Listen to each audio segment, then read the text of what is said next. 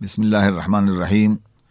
آج کے پروگرام میں سوال جو آپ کی خدمت میں عرض کر رہا ہوں، یہ ہمیں کشمیر سے روبینہ بہن نے پوچھا ہے۔ روبینہ کہتی ہیں کہ سفر میں قضا ہو جانے والی نماز اگر گھر پر ادا کی جائے تو کس طرح ادا کی جائے، اس کی وضاحت کر دیں۔ روبینہ بہن، یہ بات ذہن میں رکھیے کہ نماز ادا کرنا ہر مسلمان کی ذمہ داری ہے۔ اگر آپ سے سفر میں کوئی نماز قضا ہو گئی ہے تو آپ گھر پر جب ادا کریں گی تو وہ سفر ہی کی نماز ادا کریں گی، اور اگر گھر کے اندر آپ سے کوئی نماز قضا ہوئی اور سفر میں اس کو بجا لانا چاہتی ہیں تو اس صورت میں بھی آپ کو اسی انداز سے نماز ادا کرنی ہوگی جس طرح آپ نے گھر میں ادا کر لی تھی، یعنی جس حالت میں نماز قضا ہوئی ہے اسی حالت میں ادا کرنی ہے۔ سفر کے اندر قضا کی ہوئی نماز جو ہے اگر سفر میں پڑھی جائے تو آدھی پڑھی جائے گی، اور اگر گھر میں پڑھی جائے تو بھی آدھی ہی پڑھی جائے گی۔ گھر کے اندر جو قضا نماز ہوئی ہے اس کو آپ جہاں بھی ادا کریں گے آپ اس کی اصلی شکل میں ادا کریں گے جس طرح قضا ہوئی ہے۔ لہذا یہ بات ذہن میں رکھیے کہ سفر کے دوران قضا ہو جانے والی نماز گھر پر بھی سفر کی حالت میں ہی ادا کی جائے گی، یعنی قصر کی صورت میں۔ یہ دوسرا سوال انہی کا ہے، پوچھتی ہیں کہ جرابوں پر مسح کرنے کا کیا حکم ہے۔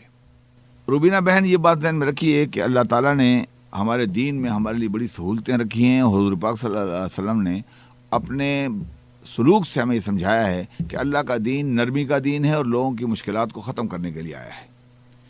حضور پاک صلی اللہ علیہ وسلم نے اپنی حیات طیبہ میں موزوں پر مسح کیا ہے، کیونکہ اس زمانے میں عرب میں موزے کا رواج تھا، لوگ موزے پہنتے تھے اور جوتے پہنتے تھے۔ حضور پاک نے جوتوں پر اور موزوں پر مسح کرنے کا حکم دیا ہے۔ کوئی بھی آدمی جب اپنے گھر پر ٹھہرا ہوا ہو تو 24 گھنٹے کے لیے، ایک شب و روز کے لیے، وہ اپنے جوتوں پر اور اپنے موزوں پر مسح کرتا تھا، اور حکم یہ تھا کہ جب جوتے پہنو یا موزے پہنو تو اس کو وضو کر کے پہنا کرو، پاؤں دھو کر پہنا کرو۔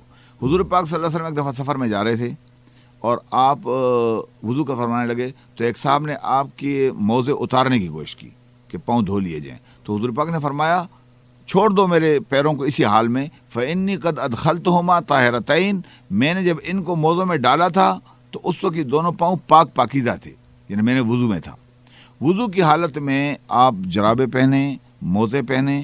موزوں کا حکم تو بالکل متفق علیہ ہے، اس پر کوئی جھگڑا نہیں ہے، کوئی اختلاف نہیں ہے۔ جرابوں کے بارے میں بعض دوست یہ سختی برتتے ہیں کہ چونکہ جرابے حضور پاک کے زمانے میں نہیں تھے لہذا آج اس پر مسح کرنے کی اجازت نہیں ہو سکتی ہے، لیکن حقیقت یہ ہے کہ آج کے جرابے اس زمانے کے موزوں سے کمزور نہیں ہیں، اور مسئلہ جو ہے وہ کمزوری اور طاقتور ہونے کا نہیں ہے، بلکہ مسئلہ تو مسلمانوں کے لیے سہولت پیدا کرنے کا ہے۔ لہذا جرابے سے ایک سہولت پیدا ہوتی ہے۔ ویسے بھی شریعت میں اگر کہیں زخم پر پٹی لگائی گئی تو اس پر بھی مسح کیا جا سکتا ہے۔ جرابے موٹے ہوں یا چھوٹے ہوں، پتلے ہوں یا دبیز ہوں، ان پر مسح کیا جا سکتا ہے۔ اگرچہ موٹے جرابے اور جو خود پاؤں کے ساتھ چپکے ہوئے ہوں، اس پر تقریباً ہمارے ہندوستان پاکستان کے علماء کرام نے بھی فتویٰ دیا ہے کہ اس پر مسح کیا جا سکتا ہے، بشرطے کہ اس کو آپ نے پاک پاکیزہ حالت میں پہنا ہوا ہو۔ لہذا جرابے کا حکم بھی موزے ہی کا حکم ہے، موزے اور جرابے میں کوئی فرق اس لحاظ سے نہ سمجھا جائے۔ ہاں، البتہ جو لوگ اس میں کوئی کراہت محسوس کرتے ہیں تو وہ بلا شک جرابے اتار کے پاؤں دھو لیا کریں، اس میں بھی کوئی برائی نہیں ہے۔ یعنی جرابوں پر مسح کرنا فرض نہیں ہے، یہ ایک سہولت ہے، ایک فیسلٹی ہے جو شریعت نے ہمیں دی ہے۔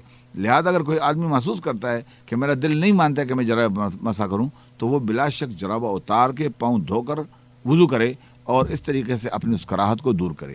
لیکن بنیادی طور پہ جرابوں پر مسح کرنے کا حکم بھی موزوں پر ہی مسح کرنے کا حکم ہے، لہذا اس میں کوئی تردد نہیں ہونا چاہیے۔ ہر آدمی کو یہ چاہیے کہ وہ فکر کرے کہ اللہ نے مجھے جو سہولت دی ہے، جو نرمی دی ہے، میں اس سے فائدہ اٹھاؤں اور اپنے لیے مشکلات پیدا نہ کروں، کیونکہ حضور پاک کی ایک حدیث ہے کہ ان اللہ یحب ان تؤتى رخصہ کما یحب ان تؤتى عزائمہ۔ اللہ تعالیٰ یہ بات پسند کرتا ہے، یہ حدیث ہے حضور پاک کی، کہ جس طرح اس نے جو چیزیں فرض کی ہیں ان پر عمل کیا جائے، اسی طرح وہ یہ پسند کرتا ہے کہ اللہ نے جو رخصتیں دی ہیں، آپ کو چھوٹ دی ہوئی ہے، اس چھوٹ سے بھی فائدہ اٹھایا جائے۔ لہذا جرابوں پر مسح کرنے کا عمل ایک چھوٹ ہے، ایک رعایت ہے، ایک نرمی ہے، ایک فیسلٹی ہے، اس کو اویل کیا جانا چاہیے۔ البتہ جس کا دل نہ چاہتا ہو اور کراہت محسوس کرتا ہو تو وہ بلا تردد جرابے اتار کے پاؤں دھو لے، کوئی حرج نہیں ہے۔ لیکن جو جرابوں پر مسح کرتا ہے اس کو برا بلا نہ کہا جائے۔ شریعت نے ایک سہولت دی ہے موزے کی صورت میں، اور موزوں کے علاوہ ایک حدیث میں یہ بھی آتا ہے کہ حضور پاک صلی اللہ علیہ وسلم نے، غالباً حضرت مغیرہ کی روایت ہے کہ حضور پاک صلی اللہ علیہ وسلم نے وضو کیا اور اپنے جرابوں پر مسح کیا۔ اب بعض لوگ کہتے ہیں کہ جرابیں نہیں، جرابوں کا لفظ موزوں کے لیے استعمال ہوا ہے۔ یہ بات ذہن میں رکھیے کہ جو لوگ عربی اچھی جانتے تھے، موزوں کو وہ موزے کہتے تھے خفین، اور جرابوں کو جواریب یا جراب کہتے تھے۔ لہذا اگر ایک صحابی کہتا ہے کہ حضور نے جرابوں پر مسح کیا ہے تو اس کو موزوں پر منتقل نہیں کرنا چاہیے۔ موزہ موزہ ہوتا ہے، جراب جراب ہوتی ہے، اور موزہ جو کام کر رہا ہے وہی کام جراب کر رہا ہے، لہذا دونوں کا حکم ایک ہوگا اور دونوں پر مسح کرنے کی اجازت ہوگی۔ تو روبینہ بہن یہ بات ذہن میں رکھیے کہ جرابوں پر مسح کرنا جائز ہے، فرض نہیں ہے۔ اگر کوئی آدمی سے مسح کرے تو کوئی حرج نہیں ہے، نقصان کی بات نہیں ہے، اور کوئی نہیں کرنا چاہے تو اس کو فرض نہیں کہا جا سکتا کہ لازماً وہ جرابوں پر مسح ہی کریں۔